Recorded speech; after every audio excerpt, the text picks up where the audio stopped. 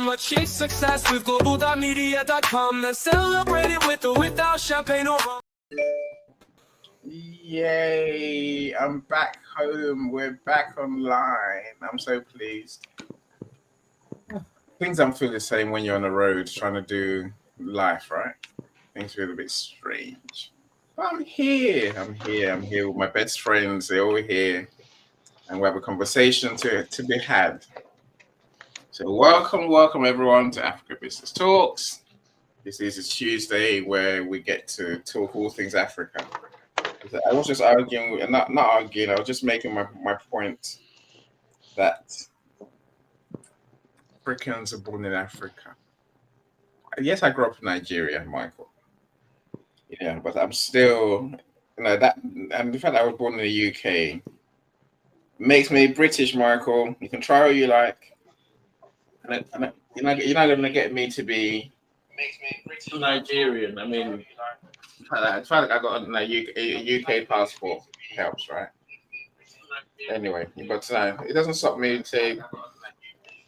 You can't take the Africa out of me because I grew up in Nigeria as a child, as a young person. That's my African link, really. Of course, I love the food. I love the people as well. But it doesn't make me necessarily Nigerian, Michael. You realize Yes. that I can tell that you're an African. Reason How is that? Your vocal cords. I don't think you sound like an African. You sound like a black man. You do not sound like a white man. No matter how much you change your accent, Are you sure? Voice is going to deny you. Yes, I'm positively and absolutely and utterly sure. So that is something I can do. Doesn't mean that everybody in the world can do it. Do what? Just one of those gifts that I've been given to identify accents, to identify people by their voice. Okay, well, your voice is explicitly African. I agree with Carl. Tell it. You can agree with Calm. It's fine. I have no problem with you agreeing with Calm. The rest of the world agrees with me too. I don't think they do. Festus can agree with you. That's about it. The rest of the world thinks he's a nutter. He's a nutcase. Yay. Me or Festus? Yes, you. Yes, you. A fruitcake is what we call I can tell you one thing. When you start doing that, then what you're actually doing is putting up a mirror, looking at yourself, calling yourself the name that you're calling. Not the person. That's not gonna work. Oh, that's exactly what's happening right now. No, that's a cheap trick. There's many ways I know. There's nothing magical about it. You don't like these people exactly because what is happening. You're one of them. That's a rhetorical, pointless argument. A pointless point of view. Many black people sound especially if they've lived in the UK or even the US. After people I invite to these events, they don't sound anywhere near Africans. No, they don't. You can't tell where they're from. I'll give you an example. Christiana, she has a perfect English accent. Of course, on a Friday night, she's from Africa. You can't only when you see her, and also but on a Friday night she might have a Nigerian accent, a local accent. No. What do you say no to? It's the voice. The voice tells me that she's not European. No, she's Nigerian. Yeah, exactly. Thank you. My sister, you can't tell, is Nigerian. I don't know. I haven't heard your sister. Let me hear your sister, and I'll tell you. She sounds as as British as they come. Let me hear her. Let me see. No, we're not doing that. We're not going to do that. Anyway. Give her a call.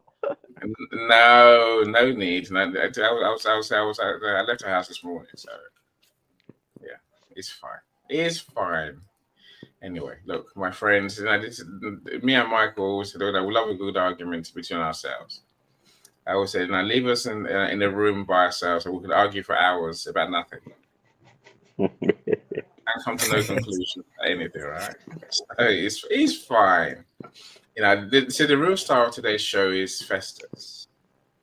I'm close to calling him Dr. Festus going forward because he does have genius insights. I think we can all learn from.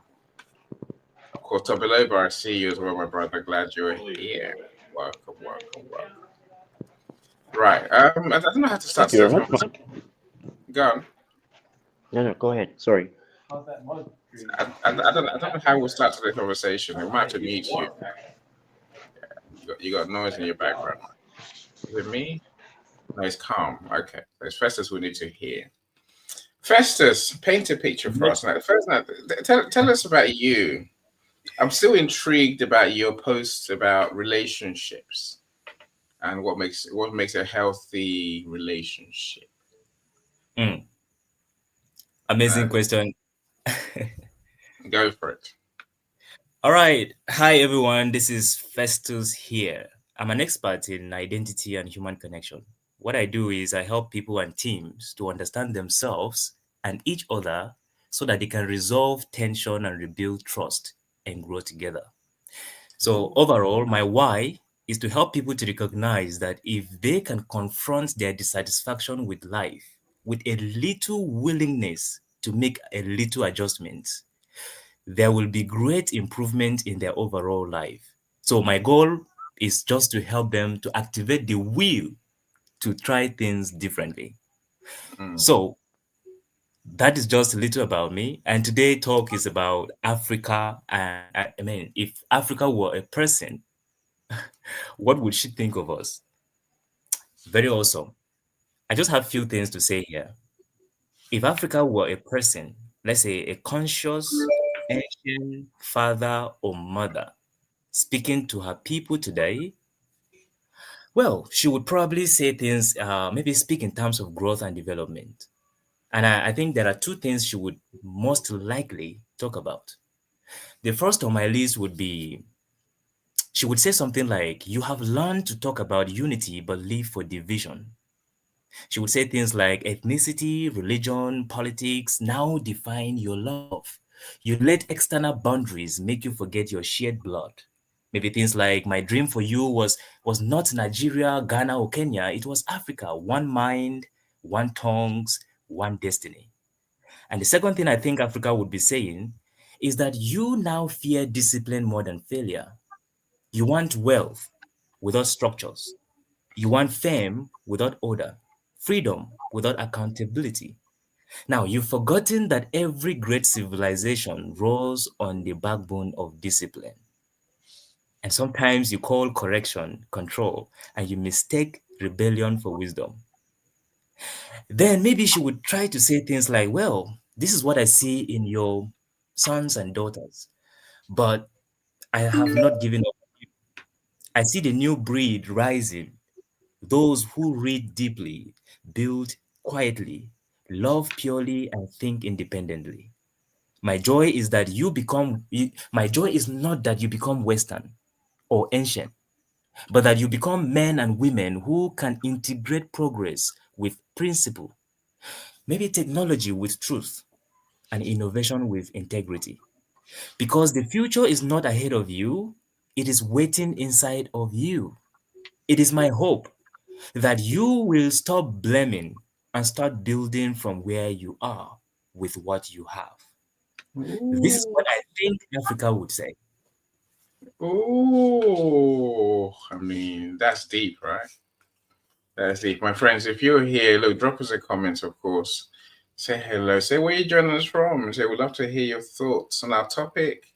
Well, first of all, before that, I want to welcome you properly, right? If you don't say anything in the comments, I won't know you're here. My YouTube friends, thank you so much for being here, of course. Do the right thing, so like today's video, comment, and subscribe if you haven't done so already. Festus, deep points, my friend, deep points. Unity, and I guess progress rather than focusing on discipline. I don't know. I don't know. I think we have our own problems in all of that, right? Latifat, welcome, welcome. I'm glad you're here. I agree. I agree. That is deep, Mr. Festus. You know, what would Africa say about us? Would she be proud of us? I thought about this deeply. I thought about this and I thought, what am I going to say? Welcome, welcome, welcome, my sister. I'm glad you're here. I'm Nigerian. Festus is Nigerian. Tobiloba is Nigerian. The only rogue is Michael, Mr. Calm. He's a rogue Ugandan hiding amongst us. Leave me and Michael alone. So I will carry on jabbing him for the sake of it. That's what he calls it, right? Because he's fun. And he's fun as well, really. So anyway, so I thought about this and I thought, Festus. There's a quirk. Fun, welcome as well. We'll see you. Beautiful presentation by Festus. That's why I started calling him Dr. Festus. Because he does share genius. Yes, you can blush quietly, Festus. It's fine. Look, I think I guess one of the mysteries. Would Africa be proud of the fact that many of our successful people, the people who are doing, people who are achieving, people who are shaping the world, tend to be in the diaspora? Is that a problem? Or is that success? Because of course, the success bit is that it shows that we have the knowledge, the skill, the ability, the discipline to truly achieve greatness.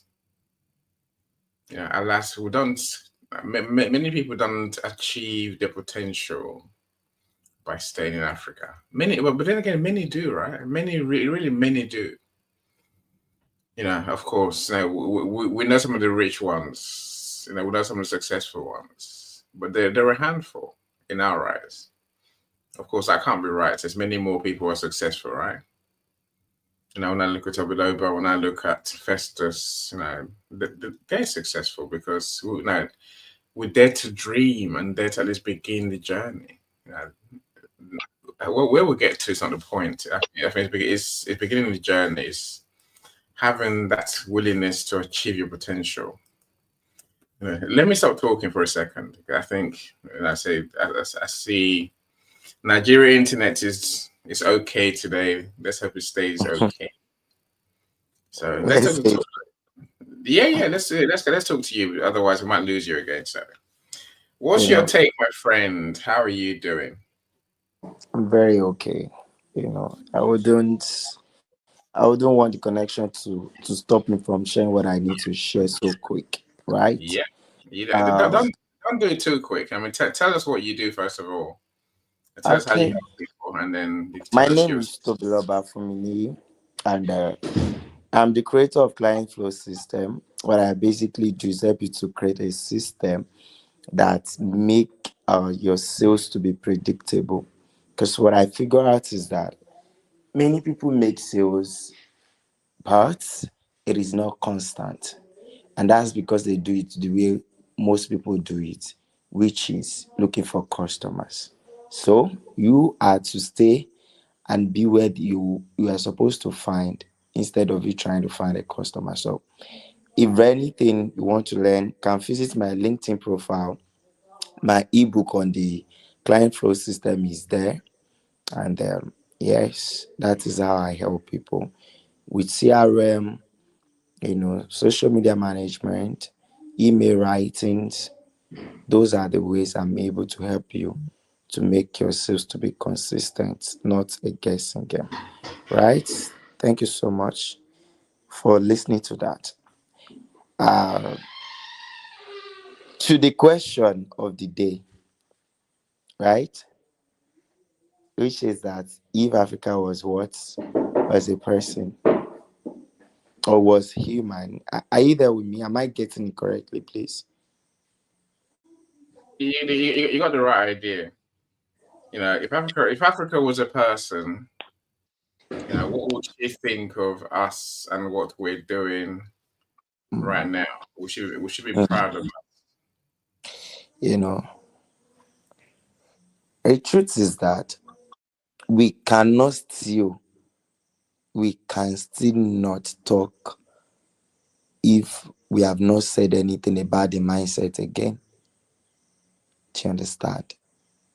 I've come to the realization that we are where we are today because of the content we consume, because of the things we were exposed to, because the way we were programmed, because the perception we have about ourselves.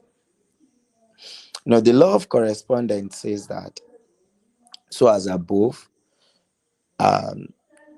so as within, it's the same thing that is above, so below, so without, right?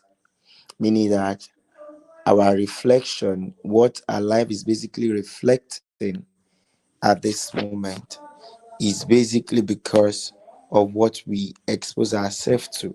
It's basically because of what we consume in our life and our day-to-day activities. And that's what makes up Africa. That's what makes up Africa. The perception of Africa is what makes up Africa. Right? So the law of correspondence is one thing I really want to talk about today. Like, it just mirrors our existence. It mirrors the existence of Africa.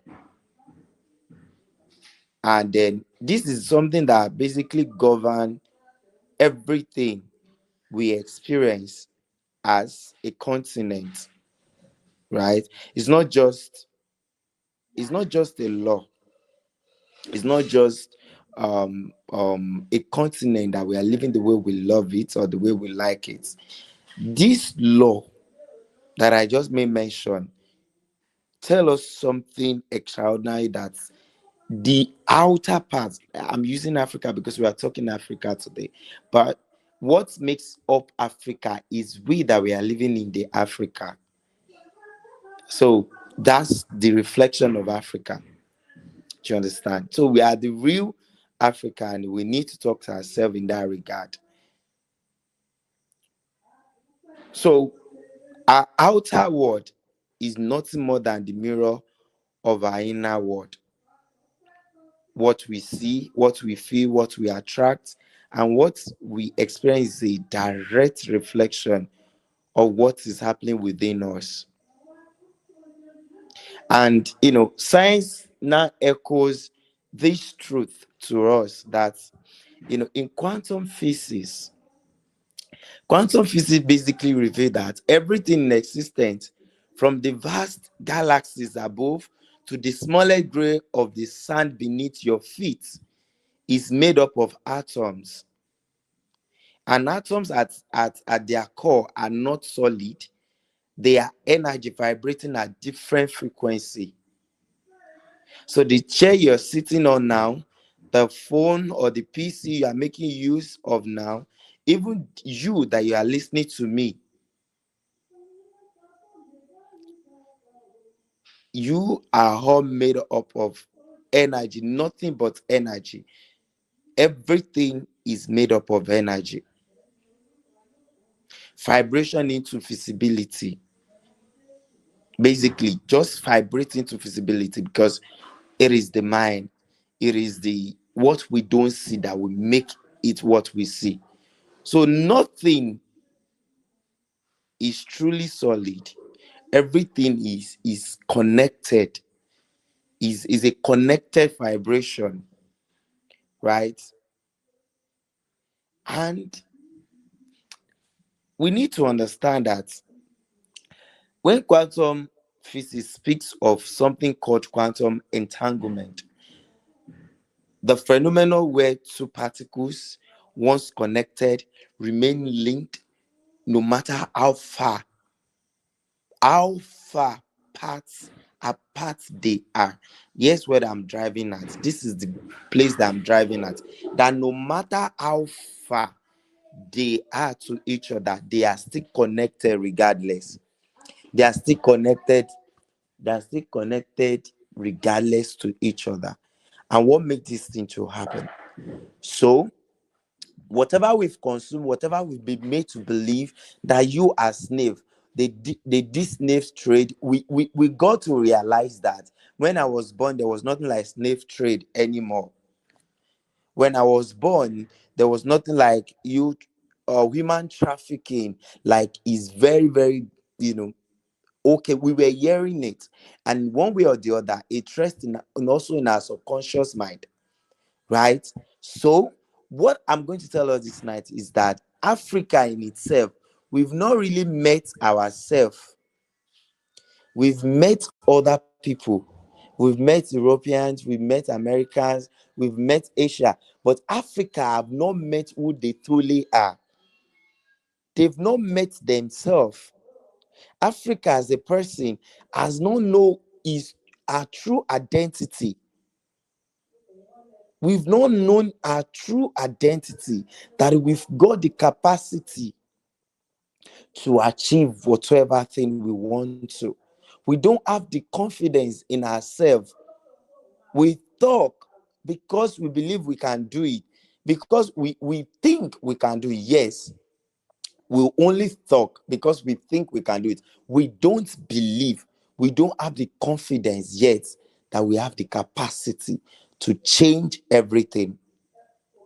So it is when we come to our realization, we come to realize who we truly are. That is what gives inspiration to witty invention. So we can now begin to invent things that transform continent, that transform the world.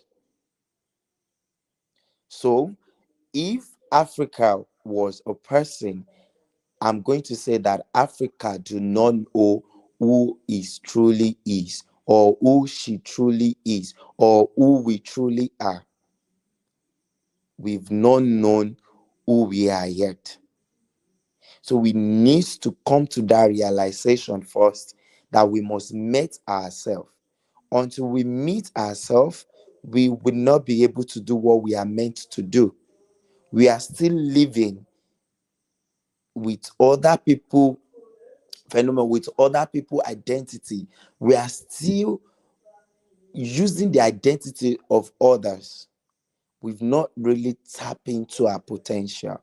We've not really tapped into who we truly are.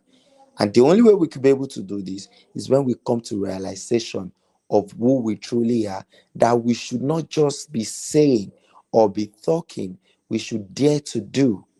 We should be confident enough to do the things that we are meant to do. Anything aside that, we will keep on talking, talking, talking, and nothing will change. So while we are talking about this, I think we should be doing too, so that we can bring the transformation we need to bring. I hear the mic. That's deep as well, my friends. Romain, welcome. We'll see you. There's many more people here, but you're just not commenting. But we'll give you time, my friends. We'll give you time. Tabiloba, interesting. So we know what to do. We think the right things, but we don't do, as you say. Welcome, Rob. Interesting view. I don't trust anyone from Africa. I tell you. See, that puts the cats amongst the pigeons, right? Can I answer him, please? Of course you can. Rob, you don't trust. How many Africans do you know? Rob may well be African himself. Actually, we're talking to Biloba. I was thinking, we do have, Festus mentioned it in terms of unity. How many people have we need you unity. met in Africa? A lot, says Rob. A lot. Can you hear me, please?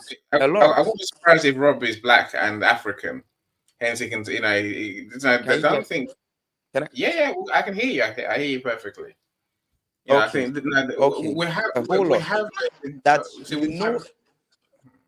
Go on top of that. But you know a whole lot. You say you don't trust anyone from Africa. The question to you now, Rob, is that do you even trust yourself? How are you able to attract people that you don't trust? If truly you are a trustworthy person, how on earth are you able to attract only the people that you don't trust in Africa?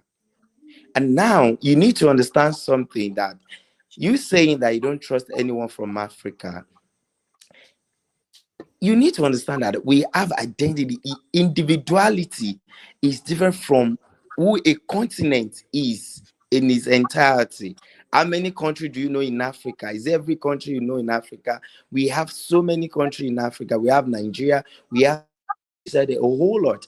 But as lot as it may be, you've not even met up to 1,000 people, or maybe meet up to 1,000,000 people. So, sir, Mr. Enning, if anybody tell me that I don't trust anyone from Africa, I'm going to tell you that you are not trustworthy yourself, because likes attracts likes. You attract who you are. Yeah. I'll take. Because Look, if you are not that, you will I'll be take able to that. attract the good people as well. So I'll take that, and I can understand. Some will call that, no, what Rob said, almost You rude, right? check yourself. Yeah. Look, okay. Now, say, Rob's making a comment, and he says, "I trust myself. I've been scammed 100% of the time when doing business with any type of African or Black person in general." That's Rob's view, right? It doesn't make it right, but of course I accept your point, Tobiloba. We have to see people as individuals, so we can't blanket everyone and tie everyone with the same brush, and that's a terminology we use, right? So Rob says action speaks louder than words. So look, I can I think there is an inherent issue in that some Africans can be dishonest is the word. We have a continent which is probably no more than any other continent of fraudsters. Is the point. This point I'm trying to make, right? We see programs, Nigerians and the crimes and the frauds, in the US and the UK and across the world, really. And of course we know that many of our governments, it's not just governments in Nigeria, it's governments, it's civil servants, it's everyone. Not everyone. Many people are on the take. I went to Ghana recently, and I'll tell you, quite happily, where's William? William Planje. Yeah, William, you were here. Say when the police stop, when the police stop you in Ghana, they smile with you. You share stories, and they're like, "Enjoy your stay." In Nigeria, they're like, "Where's my money?" I was saying that. So, we are the ones who give ourselves this terrible picture to below. This is my problem, right? One criminal is one criminal. When it becomes more and common experience of people, we have to say we have a trust issue with the world. Of course, we have a trust issue with the world. We really do. So it can't be all Black people that have a trust issue with the world, because us, yeah. Look, I think let's take in what Rob's saying. I don't mean he's right. I'm saying, but I'm not taking what he's saying. This is a problem across the world. Yes, it can be discrimination, but maybe it's not true. But I'm saying, but this is what people think of us. Because I think it comes back to the point that Festus wants to talk about today, which is, what would Africa say about us? But I'll leave it there. Festus, I'd say, of course, I'm going to come to you. Then I want to go to William. Calm. I want to hear your thoughts too, my friend. So, do be patient with me, please. I'm good, man. I'm good. Please go ahead. Mr. William. Okay. So let me go to Festus first, and I come to you, William. So, Festus, you flashed your mic, my friend. Yeah, I just want to say that it's a free world. Rob can have an opinion. There's nothing wrong with that. The only thing is, that's his experience, and that's his perception of Africans. it's okay for anyone to have an opinion. That's how it is to me. I just hope that someday he's going to make some Africans like Festus, like Calm, like any, like Tobiloba, and then he would change the statement. That's all I have to say. But for now, it's okay. We will change it, right? It's individual stuff. Anyway, Rob, it's an individual stuff. So we're good. So that I agree with for sure. There's many black people doing good things, especially Mr. William over here. How you doing, William? Am I ruining your dinner? Is that what it is? I'm just taking bananas. How are you? Hi, Annie. Good to see you again. Good to Please, see Michael. Good to see you. Yeah, See you, William. Fantastic. I just chanced on the topic and I got interested. I was like, let me jump on and contribute. And then, of course, I see a comment right now, and I want to touch a bit on it. I'd love to ignore it, all right? Because Annie, you know me. If I tell you that somebody has labeled me as a scammer, would you believe that? Of course No, they have. but You don't think they will have. All of us on stage, we know you what see, Rob's saying. and I've got people who have come into my DM saying that Annie is a bad person, don't get associated with him, because I tell them that I have a personal relationship with Annie, and all the things that you're telling me right now about him, I've never experienced that. So you can't force me to. I don't know what your issue was, but I don't care about it, right? Then of course somebody also has labeled me as a scammer because it's a way long story, but you gave me a loan, told me to keep it, and then later you come asking for your money. I'm like, okay, cool, give me some time to, because you gave it to me as a gift. Then again he goes around telling people that I'm a scammer. Meanwhile, I show you my family, I talk to you every day. So it's normal, people say that. But me, in my world, I am doing good stuff, and I'm glad Annie you're able to come to Ghana because of me and share a stage with me for my event, right? But back again to the if Africa was a person, what would she think of us right now? I think Africa, if she was a person, she would be crying right now, because we have so much potential. We have, see, any me I am just 1% of the amazing people in Africa doing great stuff. I'm just an inch of it. There are people with great ideas, but then it is being shattered because of our leaders. I'm going to be blunt and say this: because of our leaders, there's no support and all of that. But then of course, in my own world, I don't look up to somebody before I do what I want to do. If I tell you my journey of how I got this conference come to life, January, I started planning January, and it was because I was looking for a paid speaking gig, and I knew people who could have make it happen. People in Europe, because I've built some connections. They were all saying no to me. They were turning me down. No, no, not this time, William. Not this time, William. And I said, okay, I have a story. If I'm looking for a paid speaking gig and I'm not getting it, why don't I create my own event? All right. If I create my own event, I'm going to own the stage and speak as long as I want, because all I want is to get on the stage and talk. Now, I started a flyer, shared it, started a crowdfunding, people were donating. And of course, I'll mention your name, Annie. People like you, I'm glad we crossed path, because you were part of the reason why this event came to life. I was torn between the auditorium that I wanted to choose. I wanted to go for a smaller one. And you told me that, William, you can do the bigger one. And of course, I went back there and I got a huge discount. And trust me, I got 4 international people traveling all the way from Switzerland, UK, all the way to Ghana to have this event come to life. And it was a healing. Souls got healed. All right. So what if I said I'm looking for a paid speaking gig outside Ghana, and they were saying no, and I said okay, they said no, so that is the end of it. I couldn't have made this thing happen.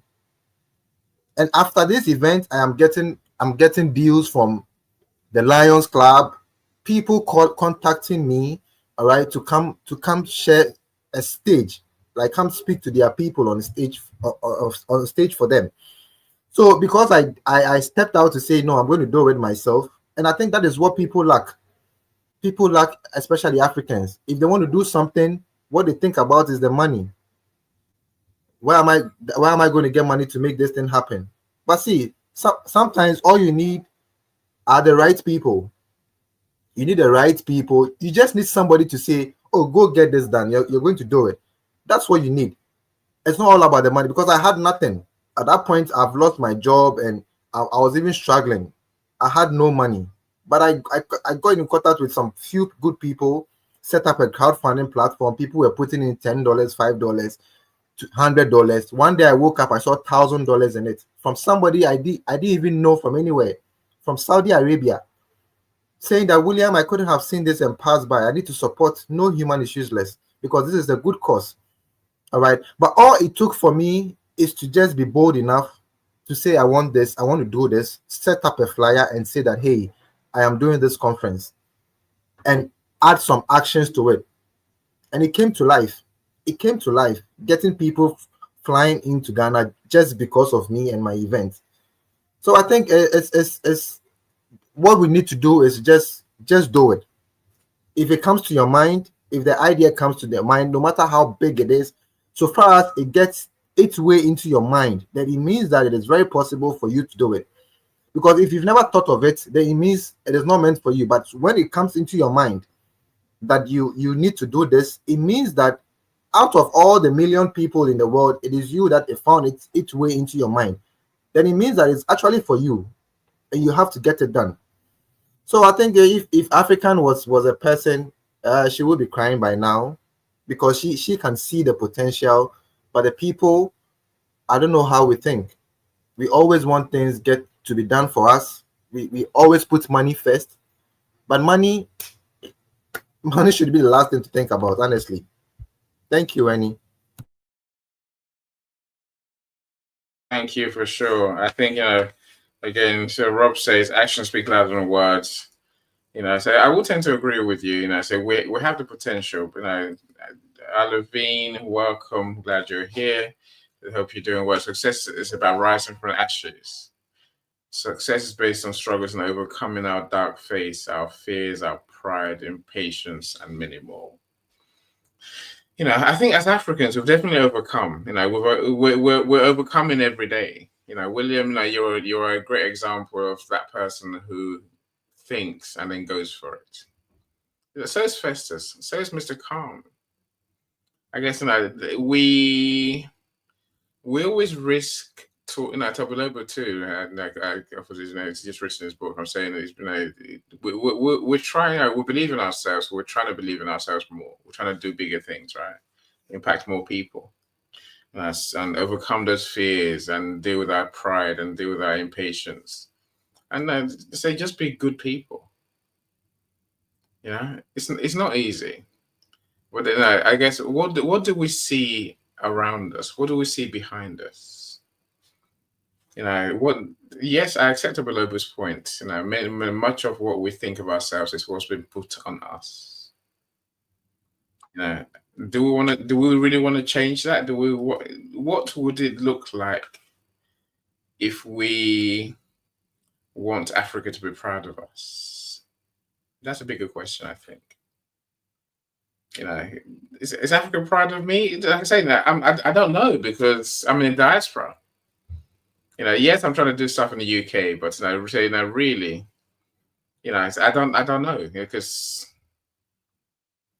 we are trying, William. We're doing. There's so much to do. The reason part of the reason we're doing is to inspire others, William, and we know the numbers of people we have to inspire. My goodness, they're in the millions, right? And yes, we're willing to do the mission. I just wonder whether we will be able to. We have to get them to rise. We have to get them to believe in themselves. We have to get them to do as you say, take action. When God gives you the idea, Don't fight it. Don't wrestle with fears. I can't do it. What I need money. I need this. I need that. So I was talking yesterday. Another event, and I was making the point. Look, all you have to do on day one is bring your enthusiasm. Bring your burning energy. Bring your fire.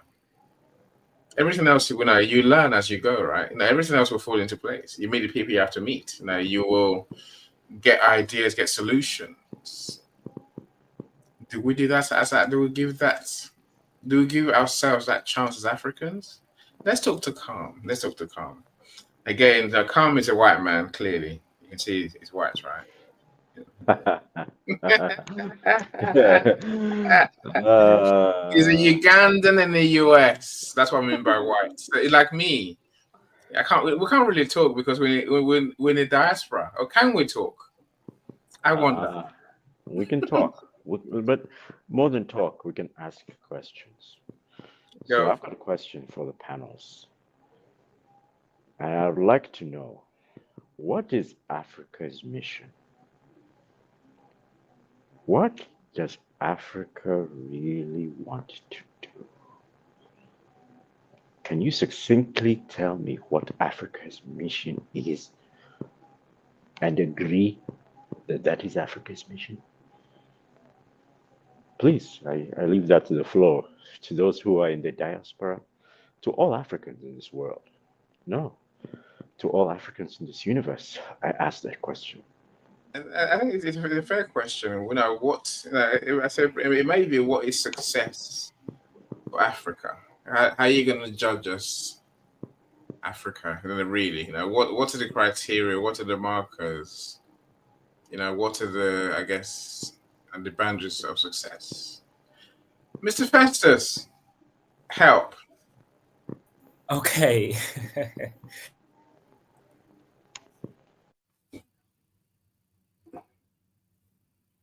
I would ask you. Are you thinking? Festus, you're thinking. Oh no, I've lost Festus in an instant. Wow, that's amazing. Can you hear me? Yeah. Come back. Yeah, please carry on. Okay. Well, that's an interesting question. And for me, I think Africa's mission is not to compete with the world. Africa was born to complete the world. So the mission could be to remind the world what it means to be human again.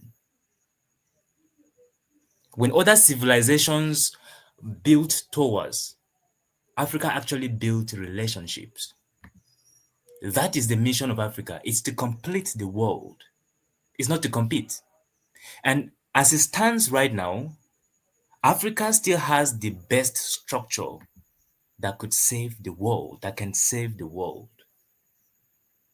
It's left to us Africans to rise to that reality, that we are not looking for space to belong. We are here to complete.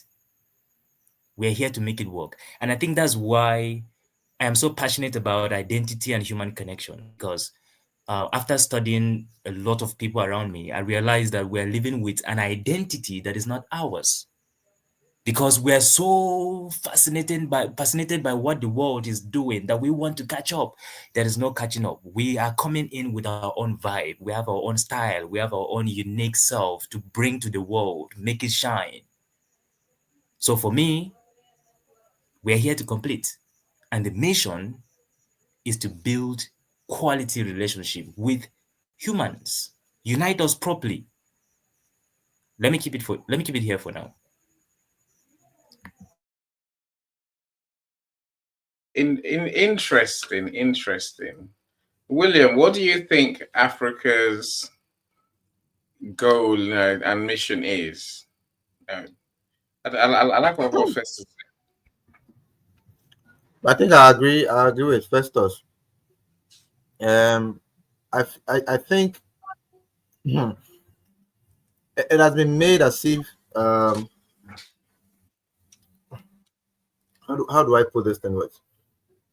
We've been I don't know if it's brainwashed, all right, to make things that we already have, like I'll talk of hair. Somebody could go and shave the whole hair and then buy a wig and replace it and do the same style. All right. Mm. I feel we are, and it is being made very to look very beautiful in our eyes. I think that's one way. That's the marketing, the branding, how it has been made to be perceived, and the media is responsible for this. Through the media, it is projected in a way that it looks so attractive. Mm. Meanwhile, what we have is very solid and is the best. All right, but I think maybe it's because we've not been programmed to believe what we have as it being best because of its lack of branding and marketing. So the inferior one that is not even correct has been polished in a way to seem very beautiful in our eyes. And in a human, like humans, what the eye sees is what gets stuck in the brain, and then we just chase it like that. So everything is about how it has been perceived for us to receive it. So I think the outside world are very good with marketing and branding to make polish things to make it very good for us, right? And I sorry to say this to use these words, but the way Africans have been made, excuse me for using this word, okay, but Mm. then feces can be packaged in a can Mm. to look very good in our eyes, and they can Mm. bring it to us for us to eat it. And Mm. that's how we've been the brain have been made to feel like. So I think we need a rewind, we need to be talked to, all right, to be make known that what we have is the best, and then we just need to polish it our own way and just use it like that.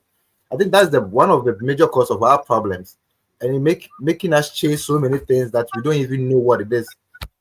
It's all about the brain, the marketing, and what has been perceived for us in our eyes. And I think it's a big problem for us. There's a saying, we have a saying here: you can't polish a turd; it's still a turd. Same thing, you say, a turd. However you package it, William, is still what it is, right? You call it pieces, it's still what it is. And no amount of making it shine is going to make it shine. It's going to actually change it because it's still what it is, right? And I suppose I will come back to you and ask you, what is it you think Africa has I don't know whether we're saying the rest of the world doesn't have it, or whether we're saying, what are we saying? Because some of the characteristics that the rest of the world has, I think we need. Even going back to your point about taking action, daring to dream, to Willibert mentioned, right? Dare to dream, they're there to do. That's my thing, right? So that's one. So what do we have that we're missing? That's a question I'll come back to William and Festus about. So let's talk to Adovine, then I'll come back to you, Michael, to see whether they've answered your question. Hello, Adovine. How are you doing? Please unmute. You're muted, or you muted yourself back up again. Oh, Yeah. thank you. Hello, everyone. Nice to be Hi. here with you. Nice to see you too. I'm good. I'm How are you cooking right doing? now. Cool. So I will not stay for long. Yeah, I will stay just for a few minutes. I just want to say that I think our mission as Africans is to let's say to be connected to the world to complete, yeah, and also to remind people that our identity is the most important thing we have, and we need to understand that deeply, as deep as we can, in fact. And I said somewhere in the comment section that we also, so if Africa has to tell us something, Africa should tell us that we should never forget our identity. And also, I think Africa would be very proud of our resilience. And I don't remember the other word I used. Anyway, I think that as Africans, we need to stop competing. We need to stop chasing after what we don't have and what is not us. What is not what is not our identity, because it is not because others can make new technologies we have to do the same. And it is not good to copy, because when we copy, in general, we forget the important point, and it is about who we are, who we truly are, and that is very important according to me. That's my take for the moment, and thank you very much for your sharings, everyone. No, thank you. I'm curious what you're cooking because I'm sure it'll make me hungry. I dare say, right? But I'll leave that for a second because I don't want to be down of hunger. Now, William eating is bad enough, even though I don't like bananas at all. I can't stand bananas, really, but it can be used different ways. No, so look, I love what you're saying. I suppose, as you're talking, Levine, something dawned on me, right? You mentioned the tech that the world creates, for example. And my question is, can Africa be proud of us if we don't create anything? Are we really gonna? Because when Festa says we're here to complete, that means, to me anyway, that we're here to add something to what the world knows, what the world has, what the world uses. And Africa tends to be consumers, not creators. That be my problem. I don't know how we square that circle. Michael, so I'll give you a chance, of course. No, I don't think the identity thing. Oh, does the rest of the world work on based on their identity? No, they work based on solutions. No, the American person, is not. You don't know him because he's American, because he's he likes wearing cowboy clothes. You know him because he's created something that the world needs, that the world uses, that the world values. Now, don't we have to create something that the world values? Michael, I'll come to you. Am I on? Yes, Yes. of course.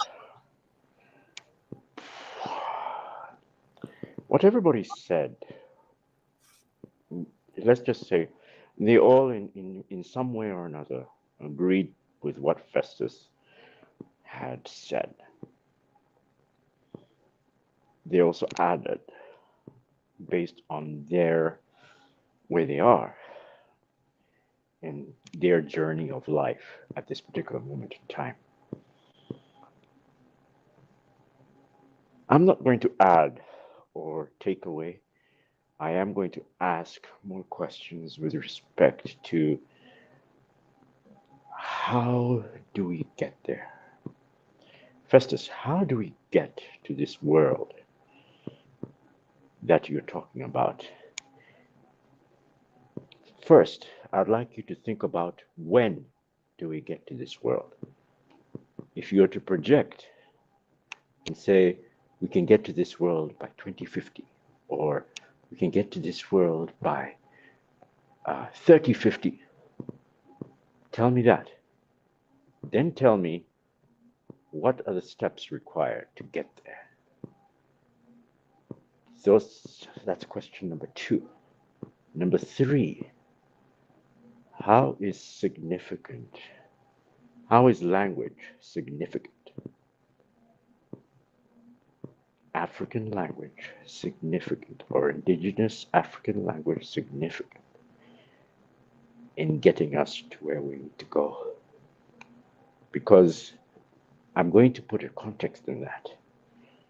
Languages describe, you talk in your own language, you define yourself in your own language. That's inherent. You brought up, you learned your language, you talk in a particular manner and way, and in a particular style that's inherently yours. If you do not program your mind in that language, or if you do not program your technology in that language, then that technology is not yours. that technology belongs to somebody else. It is not an embedded system that can resolve the problems that you are trying to resolve because it's written in a different language. You do not fully understand it. It does not fully understand you because you think differently in another language. And you put things together contextually in a different language. You may come close and kind of think like you're the same, but no. If the language is not identical, the same rhythm, the same soul, do you really know what you're writing? Do you really know what you're trying to change? That's what I'm trying to get at. What language? How significant is the language in getting you to where you need to go? If you can explain those things to me, I'd certainly appreciate it.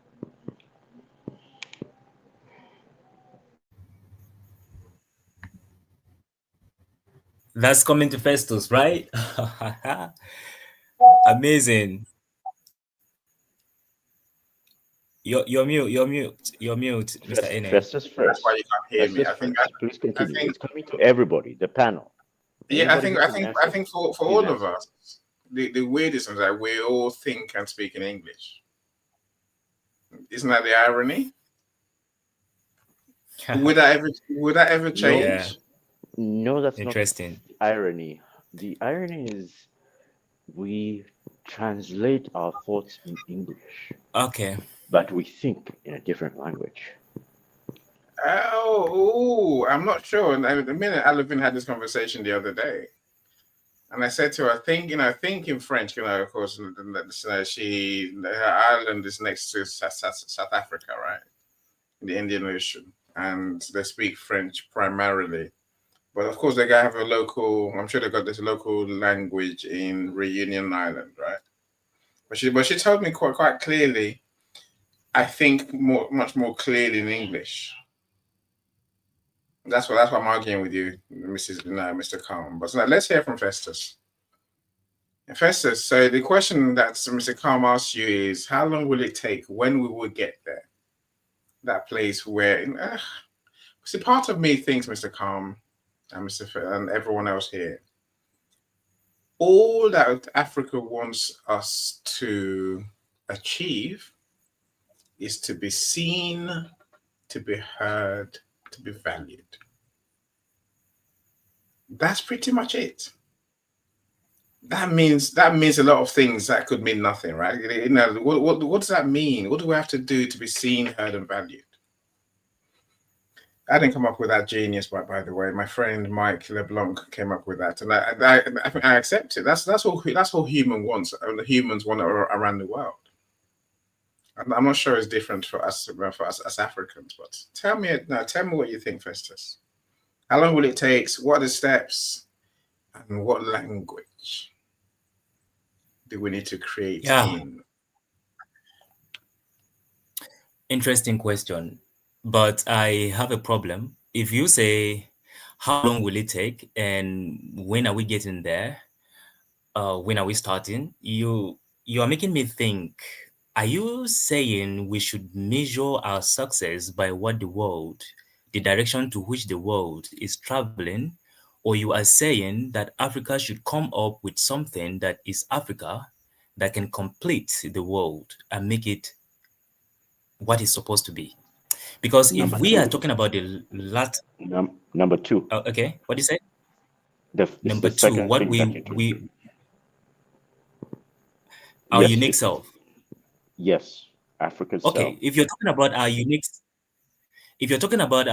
self, then it has no issue of when, but it has now. We have to start now, and we have to be intentional about it.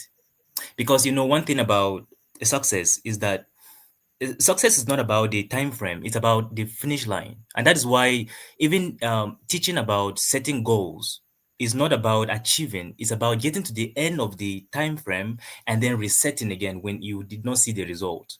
So what I would say is Africa should be more concerned about getting to the finish line. We should have a vision of what we want to have in the next in some few years. It must not necessarily be an overall that this must happen, but let's have a vision.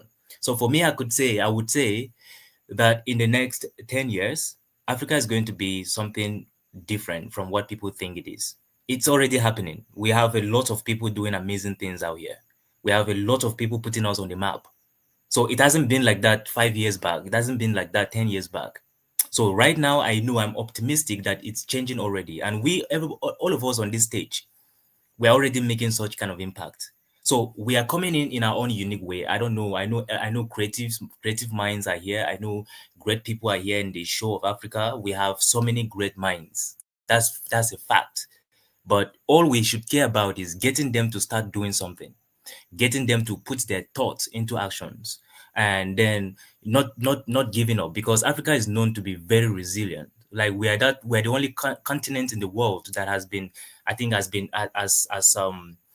has failed several times and rise up the same with the same strength. We've experienced civilization, we've experienced exploitation, we've experienced everything, but yet we're still here strong and we're doing it. So I know that if we are committed, if we are willing to just keep pushing regardless, we will get there. And now talking about language, the impact of language in the progress, in the growth of Africa, what I would think we should do is to teach the Western knowledge using the African language. In that way, our people will understand the concepts that are being taught so well that they can apply them easily. The reason why we think Africa is not doing well is because the concepts that are being explained to us are foreign, but the things they're talking about are things that we can relate with because we have them around. We have some of them. We have many of those things around. But because the names are foreign, we kind of think it is difficult, and that is why we think about it in terms of theoretical or from a theoretical standpoint. But if we integrate African language into teaching certain subjects like the STEM courses, science and mathematics, a lot is going to change. So there's nothing wrong with the foreign language, but when it comes to teaching knowledge, I'm talking about innovative knowledge. Sometimes, in fact, we have to integrate our local language in teaching those subjects. In that way, our people are going to have two leverage. They have clear understanding of what is being taught, and then they also learn the foreign language, and that can help them to also leverage on relationship, then bring the greatness or treasure home. So that is how I would look at it for now. And if you think I missed something, you can call my attention to it. Thank you so much. Nice. I'm going to come to William and Alvin in a second. Coach K, welcome. I'm looking forward to having Coach K as a co-host on our Thinking Differently series, hopefully soon. Who else do I see? Deborah, I see you too. Welcome. Say, William, your story is very inspiring. Thanks for sharing. Look, of course, Dr. Festus is what I call you. I think, Coach K's point is important. I think Africa has always been gold, right? Yeah, we have a lot. We're doing a lot. Yeah, the question, Coach K, is is Africa proud of us? Given where we are, given where we've been, maybe even taking where we're going. I love the optimism. I love the optimism of time will come in the next 10, 15 years. I don't believe it, by the way. I really don't. I feel like I say I'm crazy enough to. I had a whole room on that conversation. When someone said Africa is going to take over the world by 2040, I'm like, no chance. It's not going to happen. It's not going to happen. What is the rest of the world going to do? Sit there doing nothing, scratching their behinds? No, because the rest of the world's moving forward every day.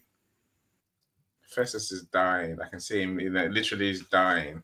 Festus, I'll come to you. Give me 1 second. Coach K says, I agree. I've always dreamed of building bridges between African and Americans. and that really desire to see Africa heal. We need to heal. That's the point there, right, Coach K? And build bridges. When Fester says we need to complete, we can't exist in a vacuum. We don't exist in a vacuum. The rest of the world exists, right? It's how do we, how do we find our place in the rest of the world? That's my primary question, and I think we have this thing to. And I fear that if we just want to have our identity, it hasn't worked so far. That's my problem, right? We haven't created an identity. No, the identity we created, no, it hasn't worked for us or for the rest of the world. Yes, and look, we can cry. No, you can talk about Ubuntu if you want. Which African lives by Ubuntu, really? The promise is great. Coach K, I agree with you. Look, I couldn't say we can build bridges by way of community. We really can, but we don't. What gives? Many of the things that you mentioned, Festus, the government, I think William mentioned, the environment. But we have so much, but we don't see it. We don't use it. That's my thought. So you can ignore my thoughts half the time, right? Sometimes you have to learn. You have to leave to see it. And Coach, I don't know, we're at a bird's eye view. You have to look at it from the right position and with the unity and respect. Festus said this right when he spoke earlier. See, Coach K, I agree with you. See, and almost like it, those in the diaspora, we get it. Many in Africa don't see what we see. We see the potential. We see we see the genius in many Africans. I don't know whether they see it themselves, or at least whether they live it. Maybe that's a question to you to everyone here. William, what say you? Are we gonna get there when in our lifetime? And I think we can get there. But now listening to Michael and then Festoff, I realized that I think what best is going to help Africans is collaboration, but not losing ourselves. Because it looks like even we as humans, everybody has their own specialty, right? Probably what I can do, Festus may not be able to do it as I would do it. All right. So we are all different. We all have our specialties and all of that. So I think growing up, there were stories that I heard that white people would come to Ghana, take our gold. They'll mine because we didn't have access to refining our gold. So they come, have a deal with us, take the golds away, refine it, and give us some little percentage out of it. All right. Then later, whatever they do with it, they come back and sell to us. All right. So what if we were able to refine the gold ourselves? So we need to learn something from them. And so I feel all these things boils down to collaborating, all right, but not losing ourselves. Some leaders will allow people to come, pay money for just one person to take a whole lot of resources away, and will not even go and learn what they do with the resources. If we learn how to do those things, we can as well take the resources here and do it ourselves. Right. So I think we need to learn, collaborate, learn what we don't know from them. All right. Also because we have a lot of resources. If there's the resources that they want, they get it. They teach us how we can also turn that resources to whatever things we need that we buy from them.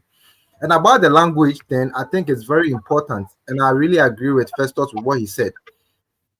Quite recently, after my event, we did a research, and there was no local language for the word depression. All right. And we concluded that people don't even get what depression means in Ghana because they don't even know the meaning of it in our local language. So everybody is ignorant. So when you tell somebody about depression, you are a man. You need to be strong. And it's because after the research, we realized that it's because that we don't even understand what it means in their local language. They've just heard the name depression, so it's just normal. So I think teaching these knowledges in our local languages will really help us grasp a whole lot of things. So I think that's my submission. It's all about collaboration because we don't have the things that they have, and we also have the things that they need.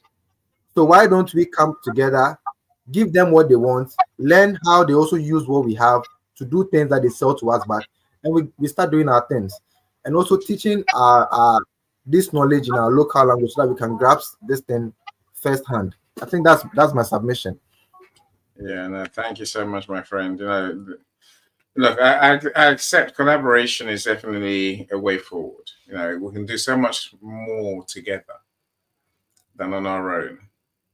But I will always caution to be clear what collaboration means, right? Collaboration is you and I coming together to create something new, right? Something that's good, a solution. And I use the word solution deliberately because, it's not just ideas. It's about doing something that's going to help people.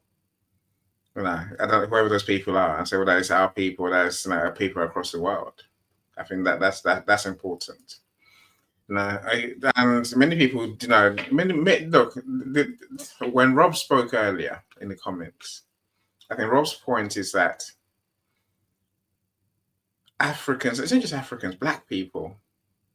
Coach K, don't die. I can see you having a heart attack. Try not to, and don't know. You might want to fly in the studio, but no, keep calm. Rob's point is simply that much of our ideas, even around collaboration, is us trying to take from others. Right? We don't bring that thing. We don't bring anything to the table apart from maybe the idea of how we might want to monetize this thing, make money from this thing, right?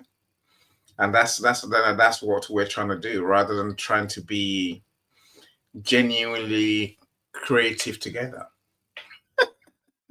I'm glad you're keeping calm, Coach K. That gives me joy, right? On the language thing, Mufon, I would say thank you so much. Our language is a bridge between our past and our future.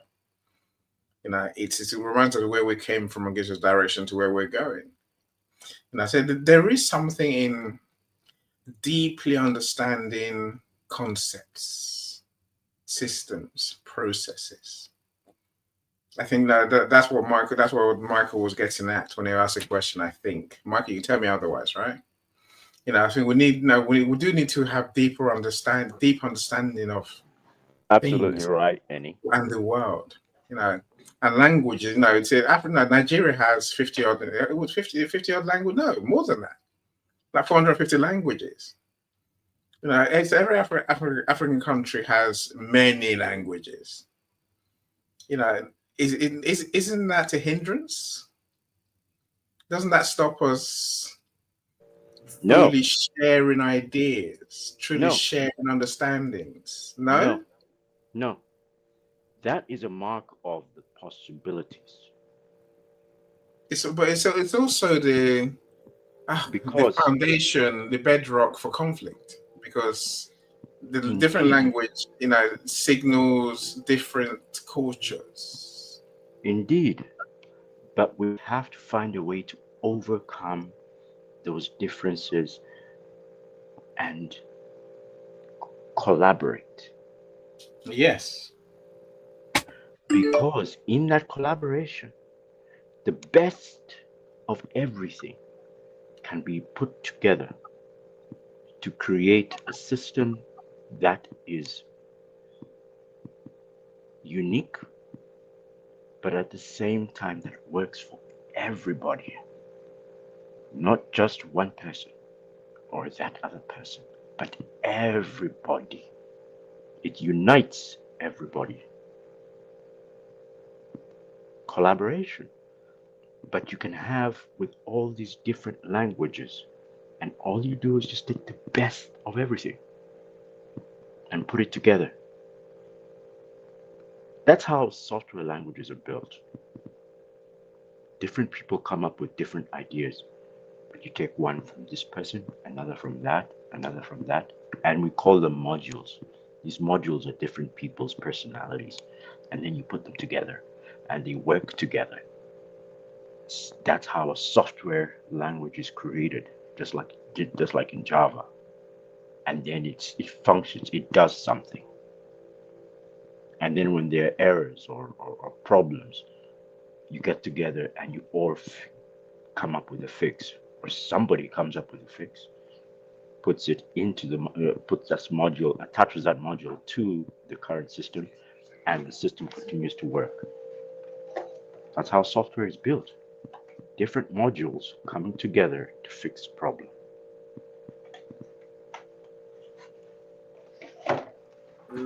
So Nigeria does not have an issue with languages. It needs to figure out how to put them together and work. Well, that's fine. Go ahead, sir. Yeah. No, I can understand the complexities. No, so Coach K, I agree. The different languages are how cultures preserve their roots. Yeah, which is true. And the differences simply need to be respected. There's no right or wrong. But that's only if we can find that middle ground, that way of explaining, right? That way of understanding. I think that's what leads to the way of being. So let's see if I see what you're saying. Our strongest strength is community. I wish someone could break that down in a way that look, and I can understand what you're saying. I had one of my I don't know who it was, and let me not leave Michael up. One of my father's brothers. I don't know he's got a brother, by the way. Messages us, I need help. I haven't had 3 square meals in a day for a long time. Excuse me. Just I have to take my leave. So see you. Thank you very much. Thank you. Yes, so I will listen. Hopefully you join us later on Lisa's show. Lisa's Your Metamorphosis show. So I will send you the link. So hopefully we'll see you there, my friend. Thanks for joining us. Enjoy your meal. I'm jealous. Thank you very much. I will enjoy it and see you. Bye bye, guys. Enjoy it. I will listen later. Awesome. Take care. Look, I think. Au revoir, mademoiselle. Au revoir.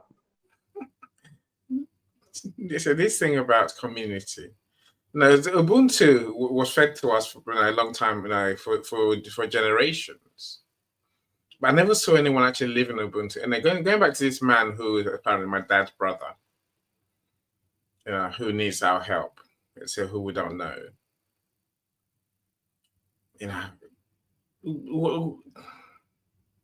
What do we say? Do we say, yes, of course, here you are? How do we square the fact that we want to be a community that supports each other? And so maybe my response to him was simply, Africa's community will not let you starve to death.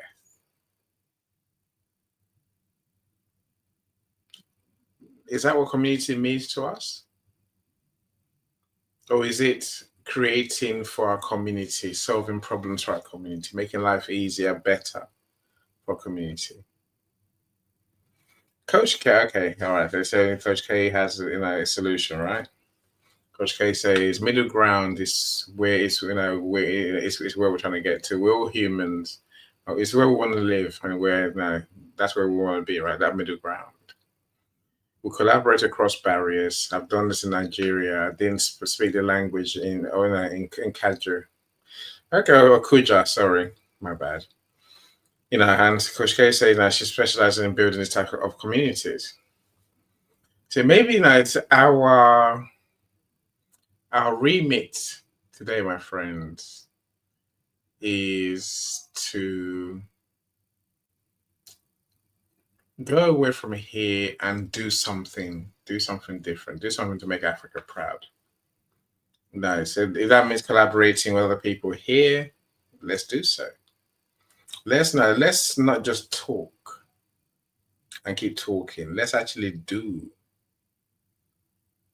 So I would love for us, to truly create solutions, communities, collaborations that can make us truly live in the knowing that Africa is proud of us. Can we do it? Of course we can. Are we going to do it? Only time will tell. It's. I think the time thing, we can't ignore the time thing either, my friends. I remember seeing somewhere that Africa is going to start, on its clearing up its mess around corruption and start implementing the SDGs, Sustainable Development Goals, in 2060. I come back to Festus's point. The now is more important. Why are we not doing it now? Why are we waiting 2060? What do you think is gonna happen? That's just a generation after we're gonna be at our peak in terms of brain power, energy. If you go by the fact that Africa is gonna have the world's greatest population of young people by 2030.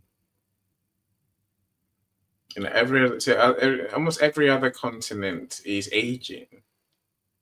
Africa is getting younger.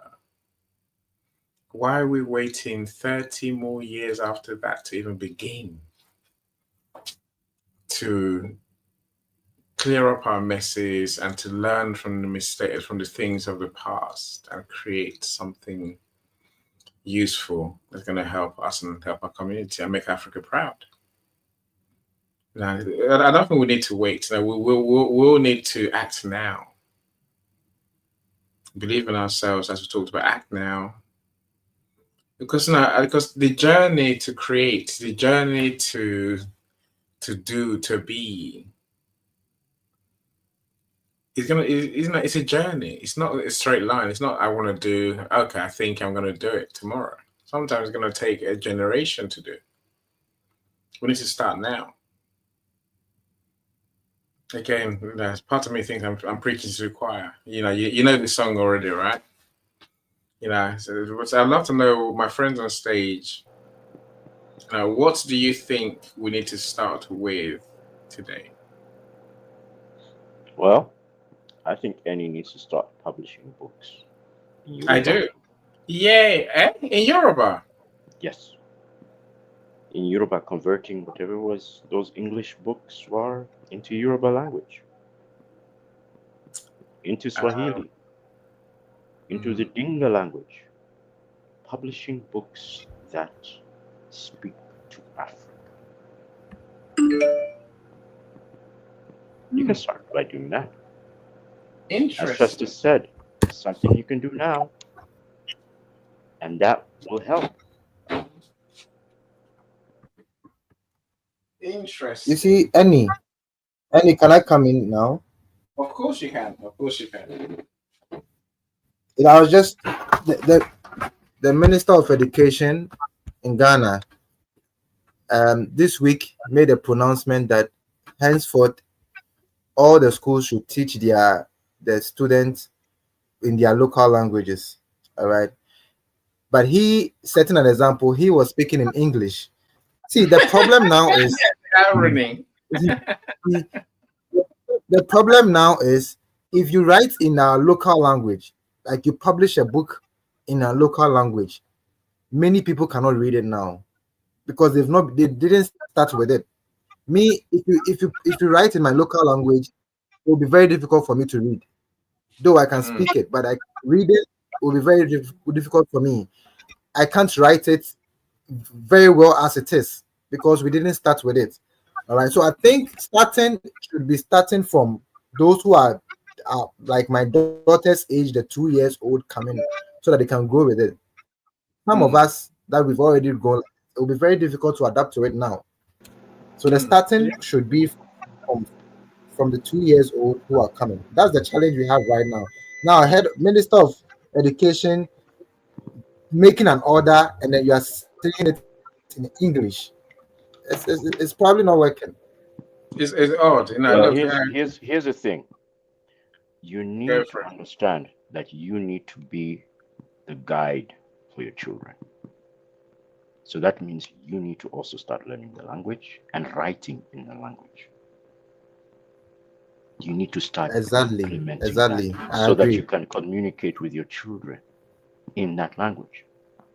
Otherwise, Agree. they're going to grow up and you don't Agreed. understand anything. And how are they going to communicate with you Agreed. when you're an old man? And yet, you're trying to get them to think in their language.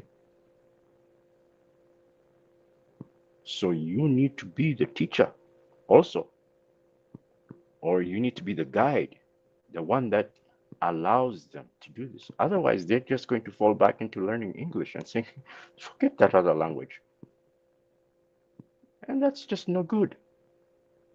We shoot ourselves in the foot when we say those things. So he may have I been agree. communicated in English, but he did that so that he can communicate. But he's also, as a president, has to take his own medicine. That means he's got to learn the language too. Yeah, and Exactly. speak it and talk and start talking to people in the language. You know, Because so otherwise it makes no sense. they've always been contraries at any, right? That's me. You know, this is a book my granddad wrote. God knows how many years ago. Granddad wrote many books. I think he wrote about 15 books. So you know, it's a big book. It's a big book. You wonder why I do books. You know, my granddad. You know, I can tell people, you know, especially older people, the titles of his book and his name. They'll be like, "Wow, that's your granddad." They all start going crazy. But that's people. That's, you know, it's a good thing, right? So Michael, the books, some of the books are there already. Maybe not on Amazon, you know, but they exist. Also, you know, because we're talking the days before Amazon. Now, this one is Ishan Native Laws and Customs with Ethnographic Studies of the I want to Ishan buy people. those books. Tell me where they are. You know, and it comes back to you and Coach K. You know, Coach K is all saying, yeah, yeah, yeah, yeah. You know, it's published books in Yoruba. Someone, you know, let's collaborate. Bring some cash. Bring some cash. Bring the stories. I publish a book in other languages. No, Coach K is like publishing, do one in every language. Yeah, no, Coach K. That's going to take me way too long, right? I don't just dump the content into a template. I have to do every line by hand. You know, so cut You and know, paste. there was a Copy it. person. There was a person who was giving me a hard time. I had done some research um, on a topic. I had written it out in English. It was pretty long, pretty hard to read, and it's not really that hard, but you had to be on my level in order to understand it, or you had to be a level below. But whatever the case may be, it has ideas, and it's fomenting these ideas. She told me that it was difficult to understand, difficult to know what was going on, and so I can only assume that she gave up reading it as a result. But this is a person who speaks both French and English, and French is her first language. English is not. But I'm presenting to her in English. So what I did was I told AI to convert the language, to convert the text into French, and then I presented it to her. And then she was able to read and understand where I was coming from and what I was talking about. But it also goes that example is also an example for Africans and for what you do, Annie, which is you open the world, knowledge.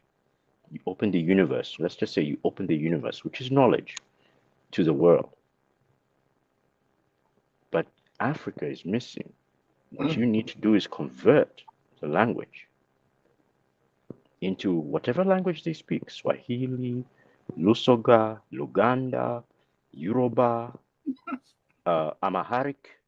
Because Amharic, there's a Bible which is a very old Bible which is written in Amharic, and you can't and that's very difficult to read. But you can convert that back and forth into Yoruba, into Lusoga, all these other languages that people can discern and understand for themselves where they come from, how they think, how they understand, and therefore how they create. You Look, bring through language, you bring creation.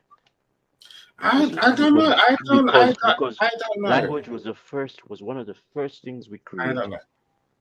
Language Yeah, was one of the first things we created to communicate with each other. right. You We talk as if created that. we've not played this game before. We have. In this country, for example, it's in the UK, we have something called United Kingdom. It means something. It means we're a collection of 4 countries, 4 regions into one. There's England, there's Wales, there's Scotland, there's Northern Ireland. See, a few years ago, they decided that they want everything in English and the local dialect. So if you go to Wales, there's signs in Welsh and in English. If you see politicians, Welsh politicians speak, same as Scottish politicians, right? They will speak in English and also in their local language. Otherwise, someone else would translate it there and then on stage. And of course, the schools try to use English and their local language to teach. I don't know the benefits that the Welsh kids have got out of it. I really don't, because society does not. Society has its language modules, as you call it, Michael. It's look, it's an idea. So maybe I have no problem saying let's try it. Coach K, an intern is not going to publish my books, right? Because my books are a different energy.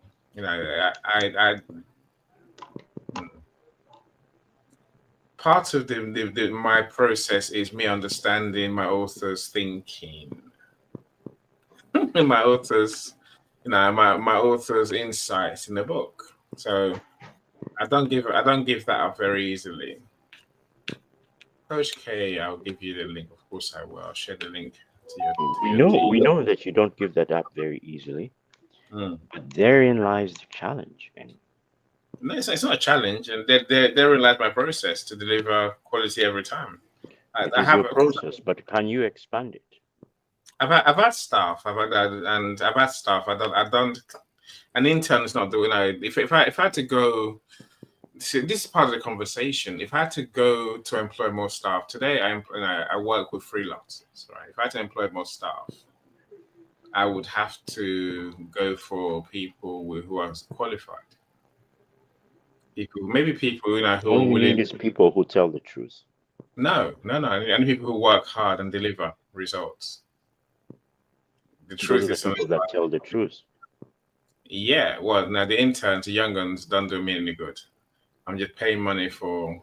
You always went for interns. You always went for young ones. Why didn't you go for the older generation? Because I try to give the youth a chance, and the youth are cheaper. Sometimes you never know what will be in the box of chocolates. I'm not eating it. You never know. No. So you have to try everybody. No. I was arguing not just the youth, not just the young ones. Everybody. Open your door to everybody. No, the universe that you live in is all inclusive. It's not that, Michael. You talk as if you live in a vacuum. I live in the real world where. I'm glad that you said that. So the people acknowledge that in a vacuum there is consciousness. The people that I employ, it has to be a strategy. Say, my initial strategy was, go younger, pay low, right? Because they're less experienced. I can mold them into what I need them to do and to be. Manipulation. No, molding, developing is called. Sculpting. Okay. Yes, but I've realized that doesn't work because the youth of today are not too keen to work hard. and they haven't got the entrepreneurial spirit. So strategy 2 is employ people who are more experienced. That means paying them more. No, because that way, I guess on the one hand, I have to have a bigger business. I have to, have bigger income to pay them comfortably. So that, whilst I'm working towards option 2, the older workers and the more experienced workers, the more skilled workers, I'm having to do almost a hybrid, which is freelancers. So I've got freelancers that I use. They're very experienced. They are self-contained. They have their own business, essentially. And they're much more keen and they actually deliver. It's all of that. Strategy is very important in how you're going to do anything. Coach, hey, see, Festus, I win. I triggered Coach K enough for her to come on stage. Now she wants to tell me all about it. Coach K, tell us about it. Come on, what are you thinking? Welcome.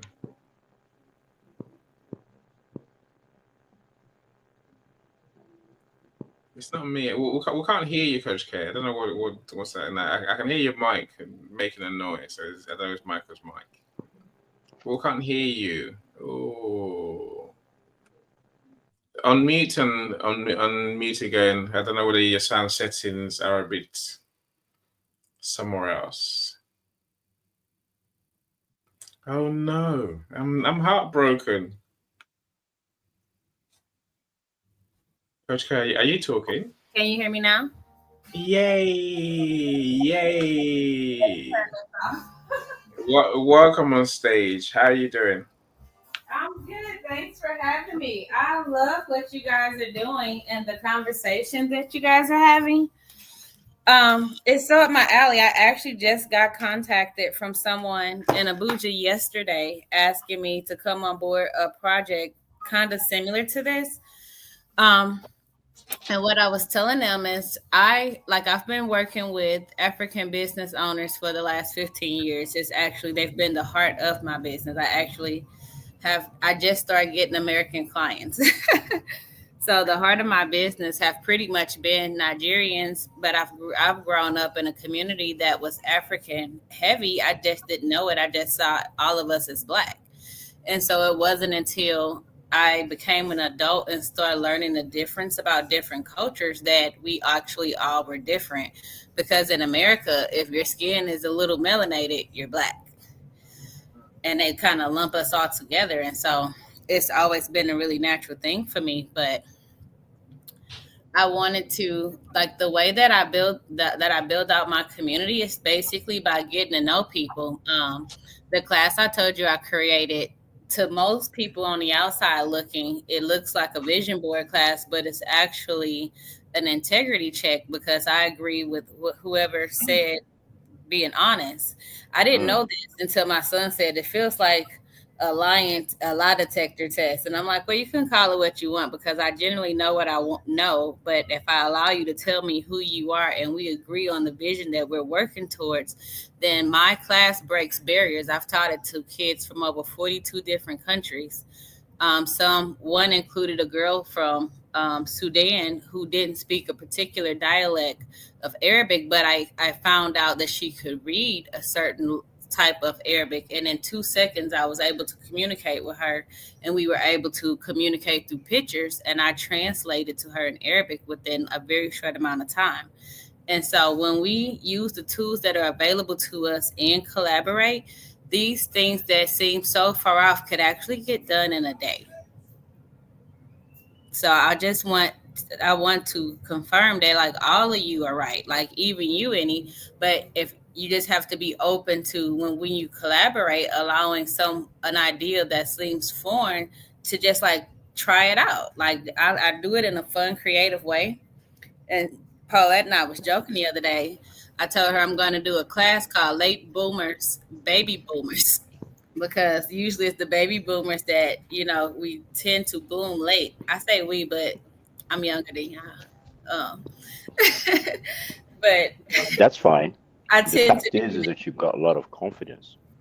I mean, I've already done it. It's not a validation needed. It's something that I've already done. You've also got a lot of patience as well. which I think you need to have in order to be able to do what you're doing. That and the passion to do it, because most of it comes from passion, not patience. The patience have came with the part of the process that God has had to take me through over the last couple of years. But because I'm a mom and I have three boys that are totally different, I've had to be willing to be both the student and the teacher. And I've had my times where I, have had to get humbled on when to be quiet and allow the person that I want to help to tell me how to help them, because we can't just go in with the I'm the teacher mentality, because every person learns different. And like every adult is still a young child on the inside if this is something that they've never learned before. And so when we can empathize and see people from that perspective, we all can have a little bit of patience, because anybody that's ever learned something new has not just done it, correctly the very first time. So that's where grace comes from. I can't say it's patience, because my patience is very short for liars, especially. So I agree that honesty really is the best policy, because you can teach people that are willing to be trainable. Okay, I think I will take the integrity. It's necessary. I think necessary for all the things we talked about today, right? Being honest, good people who are willing to do what we say that we do, willing to work hard, willing to learn. Also you mentioned the passion, who actually want to learn, who actually want to do, want to create, want to collaborate, want to make it work. All those things all come together, right? I think that's important to me. How are you doing? How are you doing? You're much more glorious than me. When I got my picture up, I think it looks better than me, but I get over it. I'm just joking. It's fine. How are you doing, Coach K? I'm good. I figured I'll pop on and show my face with you. But I wanted Yeah. to hear, I really love hearing you in this mode. Because it keeps us youthful, honestly. Mm, Like at first it's scary, but then you realize, like, wait, I could do this. And then when you mm, start crushing these kids, especially the ones that think you can't learn like they do, and when you actually get it, it really is a boost of confidence, to be honest. yeah. Yeah. Thank you. No, thank you. Thanks for coming on stage. Thanks for and showing your face as well. It makes the show better for especially those who are watching on replay and those who are here as well, right? I You also know. like the fact that you said that we're all little kids Mm, internally, because that is true. We can take the adult out of a kid, but we can't take the kid out of an adult. mm, That's just not possible. And that's very true. And that's very true. And I also like the fact that you indicated that it is not patience that you had, that it is grace, because mm, you are an impatient person. But because you're impatient, you imbue a lot of grace in order for me to understand that mm. that is how I perceive patience Mm. is in Yeah. people, but it's not patience, it's grace. Mm. And that is more important than, I don't know, it's a lesson to me. I learned a lot here in just that statement. Thank you. Thank Excellent. you. I didn't know when you I miss you guys. I didn't realize I miss you guys, because I share and I resonate with the perspectives that you have, and I realize I've been in the wrong environment. Like I have to go back out in the world and be more international, because when you leave your environment that doesn't see the world or the picture the way you do, the Mm, words you hear really have a really deep impact on you. And mm, so most of the people, especially in America where I am, they life is not bad for them yet. And so they don't really worry about the rest of the world. But because I would say 80% of my core friendships, maybe even 90, are people from other nationalities. The people that show up for me and encourage me and support me are not necessarily American. So I care about the world because I care about my people that don't live where I am.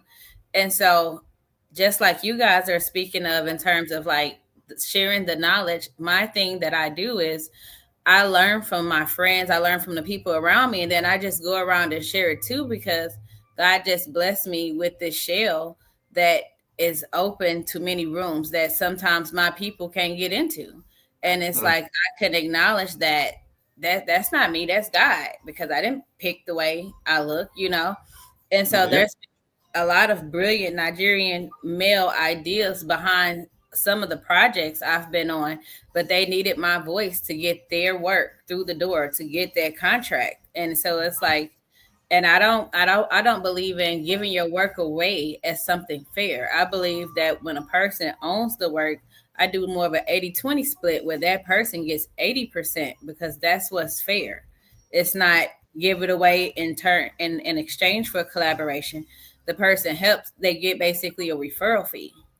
That way it's fair across the board. And when people are making money, they're more prone to doing stuff. Like people think they want free, but like nobody really wants free. And the people that get free rarely take advantage or value it to the capacity that it should be, you know?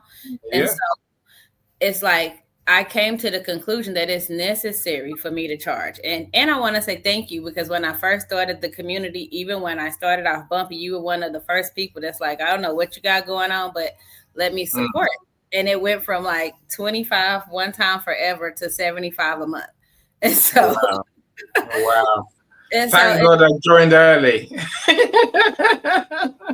but I keep my word as a sign of integrity that I would never charge you for that. That don't mean I won't throw out something that I'm charging for, but and something that I want to do to the members in the community is like I want to teach classes. One of the things that I hear you saying is the time consumption of what it would take to convert. I sit and I literally take master classes and AI stuff in my downtime to keep my brain sharp. And so I'm willing to give you a free class, like as a one-on-one, and me and you can sit and go through there to show you how quickly it can be. And if you needed to come up with a system to get somebody to like help you intern, I'm actually working some programs for that because I'm actually scaling my business up. And so for the people that are in the community, you guys can say, how do I do that? How do whatever? And then I'll do a one-on like an hour of showing whatever I do, everything that I'm doing, and you can do it at the same time, and we walk through together. So if something don't make sense, Let's do that. Let's do that. That's yeah, because it's frustrating when people say do it, and you like, I don't understand this. I get it. So we'll do it together. Yeah, let's do that. You know, so again, so I'd love to have you come and co-host one of these thinking differently rooms. I DM'd, I'm sure I DM'd you to say exactly that. Sure. You know, so let's work it out. I ain't gonna say that could be a room, but we can do a clip it of it or setup of it just to show people, you know, to give people a peek at it so that they see like it's nothing to be afraid of here. Like, and then we'll block off the other one, the actual one-on-one part, and I'll do that as something separate. Cool. Yeah. That's to say that sounds perfect to me. Kind of like a podcast. Yeah, probably. But I'm going to do it as a pre-record. It won't be a live so that we can do, so in case it goes longer or whatever, we can I can edit it how we need to. And you get that one-on-one security of knowing that if you make a mistake, there's nobody watching. It's just me and you. And when you get your finished product, you're not going to care. It's like, cool. Okay. Yeah, so That sounds like a lot of fun. Yeah. I like to make my classes fun. Marlene, oh no, Marlene, I don't know if I say Marlene and Preeti, I think, something to that effect. They came, they disappeared, they might come back, it might be a connection issue. You know, so language, they say, Latifat, and say again, language of communities, us, it unites diversity. Yes. I don't know. So Coach K, do you think Africa is proud of us? So honestly, I think that Africa and African Americans have the same issue, that we've been lied to so much about the beauty of who we are that we believed it. And so when we are sitting amongst each other, we don't really see the beauty, you know. I think it's when we go off into other places and we get and other people are like, wow, you're amazing. And like we have a hard time maybe taking those You know, thinking like, oh, they're just trying to sell us something, and you know, until you keep going other places, and people keep saying this, it's like, wait a minute, black is really gold. Like it ain't like the country is got gold, and that's why Africa's been robbed for decades and century. But it's like the gold ain't just in the ground, the gold is in the people. You can't have gold in the ground and not think that it's not going to impact the people. And the type of creativity that comes out of Africa, like I've talked about it on maybe 3 or 4 different rooms, where when I love when I go to Lagos, people like want to go to Lagos to party, and I like to sit on the bridge over the Atlantic and watch the people that built that city, the people that people are looking at as if they're like the throwaways of the community. These people took scraps and they built a whole community on water. How could you think that those people are trash when they innovated a whole city from nothing? And so I could sit and watch those people for hours. And it's like the gold is in the people. When you try to throw somebody away and they don't break, and they keep building, and they go out and they fish every morning. People in Lagos are eating fish from China, and these people are getting fresh fish. They just go out a little bit further to where the water is not as dirty, and they go get fresh food. And so I think that people just have to change up the perspective, or go somewhere else where other people got it worse, and you go back home and be like, damn, you know what?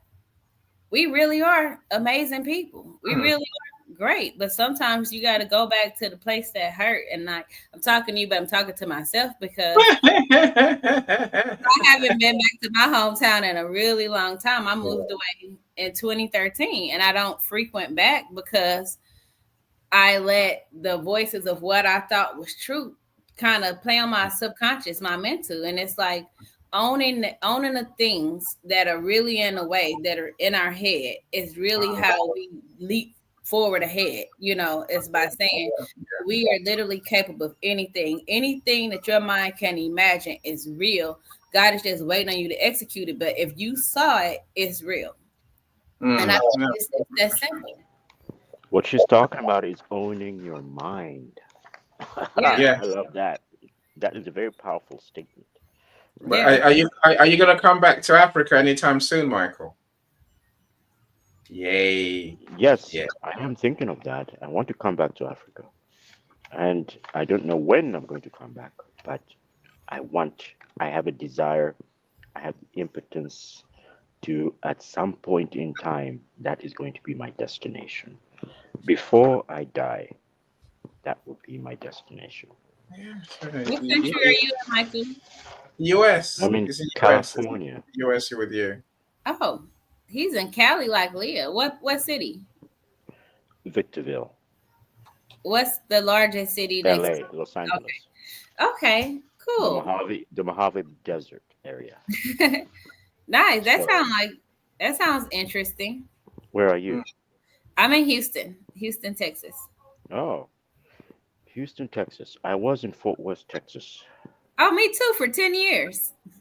Yeah, I was there for about a year. I keep on doing a year at a time when I go to Fort Worth. But yeah, I've been there several times. And I just came over here to Victorville from Fort Worth, Texas. And I used the Amtrak. That was my first experience. Instead of using the plane, get on the Amtrak and slowly get to your destination. So it took me, instead of taking it less than a day, it took me 3 days to get here. Wow. That was quite an experience. How slow is that train? Really slow.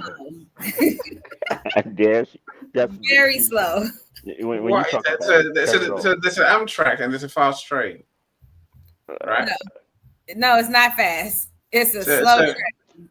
Is there a faster train than the Amtrak? No, not yet. Not in the US. We're actually Really? behind. We're actually behind. Like there's this propaganda that everything is great here. But I took the train from the Netherlands to France. That train is faster. 3 hours. If you're unlucky, a couple of hours you're in different countries in Europe. Yeah, but it's so small. Because like all of Europe can fit in Texas, I heard. Yeah, I mean, but I would say, but the map looks like as if it can't. So Yeah. I mean, this Amtrak's train, it sounds so big because you have beds and all sorts, right? You have cabins. You know, it sounds like it sounds like a throwback to the old Victorian trains. I mean, Victorian. You, You know, you those are nice. They have wine trains that are like that. Some of the Amtrak, the business class. Did you get the one? Did you get the business class, or did you do the regular? I did the regular economy. Yes, the business, It's not and as I great as saw you're the business thinking, track. Annie. I saw the business. The business had beds. They had lots of room. They had different. They had catering. Can you imagine? 3 course meals, bathrooms, all that. Just what I don't want on a train. I want to get there quick and be done with it. I'm not staying. That's what the private planes are for. True, That's right. true. That's what the private planes are for, to get you the fastest way. And you get, And and then it's very also you can get there by car faster too. I think that may be correct.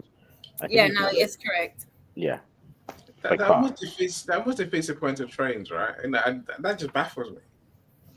Well, that's A the whole train. point, is that they're trying to get away from investing in the trains. They'd rather invest in their car industry. Mm, And that's why the train industry is so messed up. It's because they don't want to invest in it. Why? Because they say they lose money. So it's a capital mindset mm, that, Because the traffic would be so much better if Houston and LA had a subway like New York or like Europe. Oh my mm, goodness. And the pollution would go down because there's so many cars on the road. mm, right? The That is true. train would be such a big problem solver, especially if now with the technology to do it in solar panel, they could literally have solar panel trains during the daytime and it gets so hot here that they could possibly even stow the energy with the current technology, not even developing something new for them to still work at nighttime. There's things that can be done that people just won't do because of capitalism. mm, mm. Well, America seems to have its own different craziness. I'll leave you with that one. It's all right. Well, that's why Look, I said now when I help Africa, Africa has to, like any project that I go on, they have to be open and understanding that African Americans need access and refuge too, because like it's mm, one thing to be here and know that you can go home, but to be here and not know exactly where we'll accept you is a whole mm, nother thing. But when you talk about collaborating, there are plenty of Americans that would love that are looking for opportunities to invest in Africa where they mm, know and feel that they're not going to be scammed. That's why come mm. honesty is number one on my list because Yeah. I don't want to be a person that's connecting somebody with someone that wouldn't take care of them correctly. Yeah, no, it's honesty and integrity. It's an important thing. You Yeah. know, I think every time someone does what they do and they scam people, it harms all of us. Mm-hmm. So I watched a program recently. Some Nigerian scammer who's used cybersecurity to scam people. And you know that they're just watching it thinking, yeah, that's all Nigerians. And you're just Mm-hmm. thinking that is so unfair, but yeah, when they do that, they do the 401 scams. I'm saying, I say for like 404 scams. I'm saying, what, it's horrible. Yeah. But Well, we're you not have what. to remind them that Bertie Madoff was in Nigerian. True, He true, ran off with everybody's 401k. true. Look, no, so maybe it brings us now maybe to a point in our conversation, where I say, we need to work on being seen, doing what we're doing the good things we're doing. We need to be heard, sharing Mm-hmm. our knowledge, and then also we need to be valued. That you mentioned earlier. We actually need to get paid for the things we create, Mm-hmm. the solutions we bring. That's I think that will make Africa proud. I don't know. Maybe we're a long way from making Africa proud. No, So absolutely not. I don't really because not. it's really about sharing the gifts that are within you. Like the more that God put, this is just my belief, right? The more that God put in us by way of experience, the things we know because you Mm, did it already, right? Those are the things that it's okay to share now because he's going to give you more things. He's going to give you more abundance because that's the true wealth. That's the true mm, goal. And so when we can release those things, then we can have room to learn things new. But if we're hoarding, like, oh my God, if I get this away, God ain't gonna let me and give me nothing else new. And it's like, no, I'm here for big lessons. Like I've gotten really secure in my relationship with God and myself to not be afraid to dream big because I deserve it. And it's like it's not restricted to I can't have this because I'm this color in this place. I don't have to sit here. I can go anywhere for my blessing.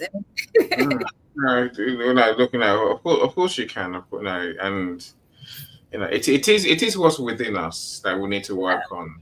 Partly, you know, it's what's within us. It's like what Coach K, you know, the dilemma is we know so much. You know, even though we don't know everything, but we know a lot. We know what works, and I'm always, do I say frustrated? I'm always amazed that people don't take action. You know, you saw William earlier. Now, William, you know, he's my kind of guy because he thinks it.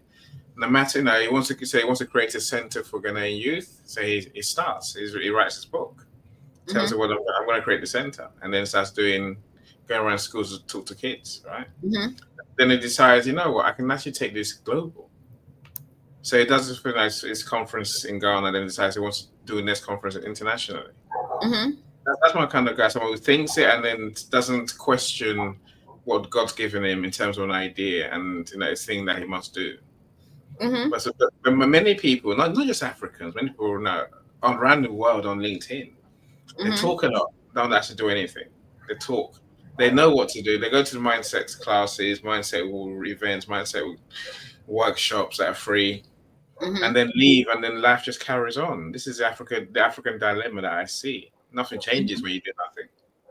That's not, and the thing is, I think that what you're saying is definitely valid. So let me start there because I agree with you.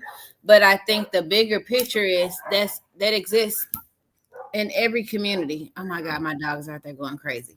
And the thing is, understanding that it exists in every community is what opens the doors of opportunity. Because when we realize that it's not an Africa problem, that it's actually a people problem, then people are more prone to show up. Because I can't tell you how many times I've showed up to African-led panels, and I'm there as an African American who comes from a diaspora community that is like, well, I'm here to help the Africans, but it's like, but who's helping us? You know? And so it's like we have to work together. It has to flow both ways because I'll give it, like I literally gave until I had nothing to give. And so when we look at building community, and it's not necessarily it's money and it's not money, because we have to remember that time is a real investment. And so if you say, I'm going to bring this skill to the table, and I'm like, okay, well, cool, I'm going to pair that with this skill. So we put your skill here with my marketing skill here, and we do something together, then it's like, okay, those were both investments. Neither one of us got paid, but we both put in equal amount of time to make this project push. And now we have what we need for it to succeed. You use your contacts, I use my contacts, and then we have a finished product. And so there's more than one way to skin a cat. So we have to understand that I know what I know, and then you know what you know. And it's about putting them together, not about being right or wrong. It's like that whole, what you said at the beginning, let's make something new, and look at it like you mix those two sands together, to blend, to make something new. And now it can't be undone. Like we have to look at it from that perspective and stop. And remember, it's like 50-50 in that collaboration. I agree. I agree with you 100%. Yeah, I think it's a good place to leave our conversation. Of course, we're going to pick it up again next time we talk, and that's what we always do. It's eventually, we will have that swell of people who do, think right, aim to do good, and then do good, and then do good. Right. Well, I just saw 4 today. Hey. I just saw 4 today on this screen. Yeah, no, it's an amazing thing. I'm blessed to have friends. You got them. Yeah, no, it's a blessing. It really is. It's a joy. Let me call it that. It's definitely joy. But together we will rise. So that's my new thing, Coach K. Together we have to rise together, because say the knowing and not doing. It gives me a problem, a credibility issue. Whereas I think if we all rise together, if we all apply, like you just said, we create things, and then we can say it's easy to be seen, heard, and valued. Easy, it comes naturally. Well, Whereas, you have stuff that you and I have done together already. If you do whatever you do to it, I will do the marketing for it. I'll market it. writing a book is it's a process, and I need to make time. And I say I need to make time. Okay, I mean, it doesn't have to happen today, but you can put like if you did it whenever you're ready. It's like I wanted to say it on the live, so you can go back, or I can come back and pull this on you. Yay! Look, of course, we're creating, thank goodness, and people will be able to benefit from our solutions in good time. Yeah, that is considered pre-sales. If you have specific projects that you think people may be very open to, or if we continue to have conversations like this and people get more engaged, then consider doing a pre-sale. That way you get prepaid to write it. Yeah, for sure. That's more attractive, right? Yeah. It's doable. That's the beauty of it. Yeah. It's doable. Mr. Calm, I suppose, what do you want to leave us with today, my friend? Mr. Calm, are you still there? Well, yes. Oh, yes. I'm still here. I want to think about this. And I think the biggest thing that really has had impact on me is the statement about grace. What Coach K said. I think all Africans need to have the grace to put Africa first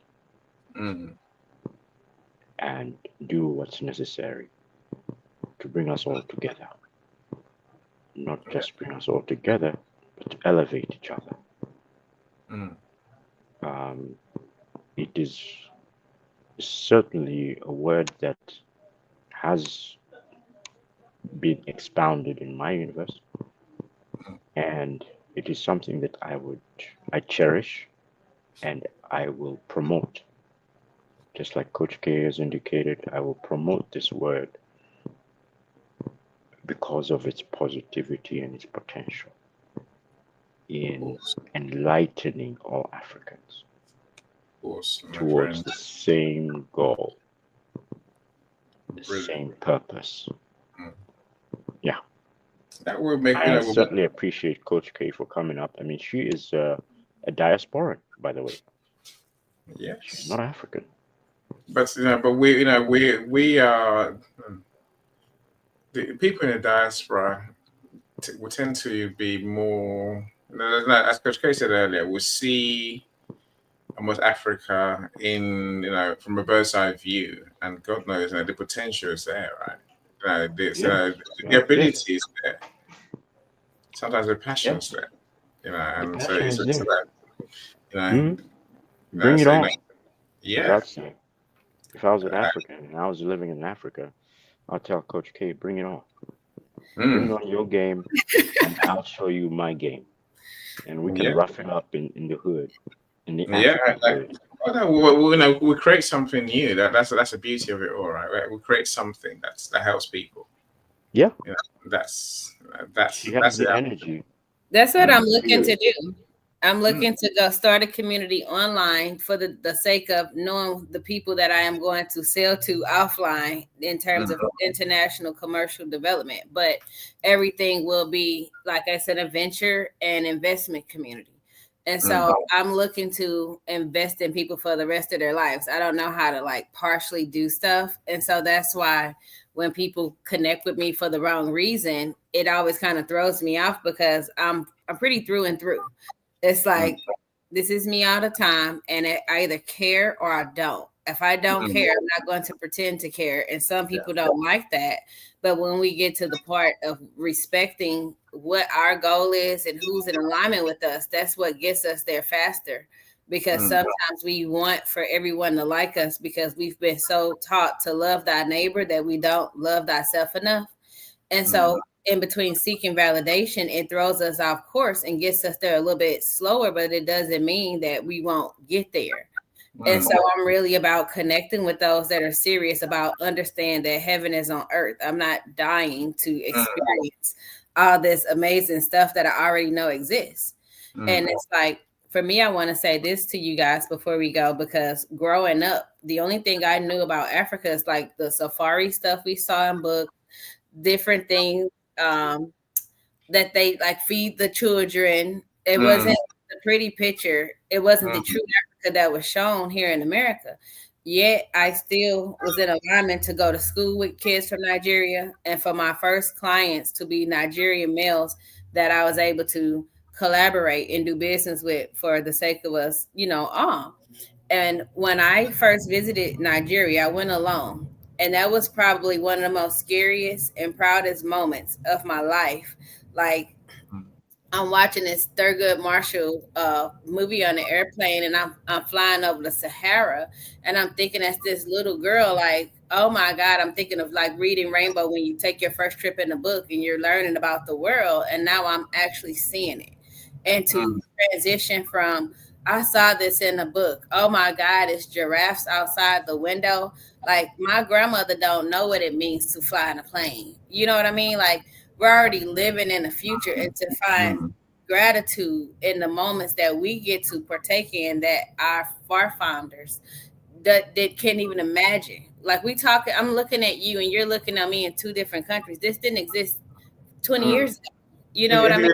Yeah, no, for sure, for sure. And And I so said, like, when we can take time to like look at how far we already come, it lets you really see a little bit bigger vision on how far we can actually go. If it's like, hey, I already ran over here and these people already like me. Give me that idea. I'm gonna show them your idea. You know what I mean? yeah, Or like, hey, I have this American. I don't care. That's the only time being an American even worked for me. And so when I'm able to leverage that for my community gain to say these are people that respect for unity and want to like do what they can to help and nobody's getting hurt, like how can you say no to that? yeah, it's like a dream come true, right? Yeah, perfect circle. The people that say no are jerks and I don't want them anyway. Dr. Lisa, say your metamorphosis is on later on. You know, if menopause, perimenopause is like I guess a thing that you're interested in, we're talking about how to be more badass. Yeah, in menopause and perimenopause, in midlife, essentially. Now, glad the electrics come back on. I hope we can't do our show later on without electric, right? You know, another common problem in some African countries, but not in Ghana. I dare say they have electric pretty much going on 24/7. I think we lost power once. I was there for 5 days. You know, I say in Nigeria, you know, you lose power every day, pretty much. But you know, I'm sure it's getting better. That's one thing I tell my African friends. Please, someone solve that. Someone fix that. Someone create a solution for it. You know, I know But we're they got a solar panel there, and I don't know why people don't like because the generator thing. That's like breathing in so much generator fumes is. Yeah, and you're paying for petrol. You're paying for the fuel, right? They call it fuel. You know, you're paying for petrol, diesel. You know, I think, and they said, like you say, the pollution is extraordinary. You know, there is solar power. I don't know. Maybe there's an inability to store energy, but you can store energy these days. They're getting better at it. I think it's probably a matter of not being able to charge for it, but that part, like in America, we still have to. There's still a charge that you associated with solar panels, so the government can still make their money. But it's like, come on, like I want to tick the wrong person off because I plan on going back to Nigeria next year. But government to still make money and even influence people to get solar panel for constant electricity. because if it's working in places like Ghana, because they kind of did that city that uses solar, it will absolutely work in Nigeria. Yeah, and it will transform Africa, to be fair. So so Mother Africa, give us the way to have power, 24/7 power. That's what we need. I can't say that enough. Look, my friends, thank you so much for spending your time with us. So we're back again in 2 weeks' time. If I'm lucky, we're gonna have Coach K and I talking about one of our thinking differently topics. But I thank you, Coach K. I thank you, Mr. Calm. To Latifat, you've been a true genius. Thank you so much for joining us. Everyone that's joined us today, Mufon. I can't thank you all enough, right? There's many more people, who are here. So to Deborah, I see you. Alavine was on stage. Rob, thank you, everyone. So do enjoy your week. So it's still early, right? Enjoy your week, and we'll end a new month starts on Friday, I think. What's November going to bring to us? Look, enjoy your day. Thank you. Obviously connect with people in the comments. Connect with Coach K. Connect with Michael. Connect with Alavin. Connect with Festus, and connect with Top Lover as well. And that's how it is. No, we can't collaborate if we don't talk to anyone. So let's learn to connect and then talk, meet. I say bye, everyone. Thank you so much. I think I could get my son from his judo class or jiu-jitsu class. So take care, everyone. Bye. Every step forward is a new beat to your drama. She's success with Global.Media.com and celebrate it with or without champagne or rum. She's success with Global.Media.com.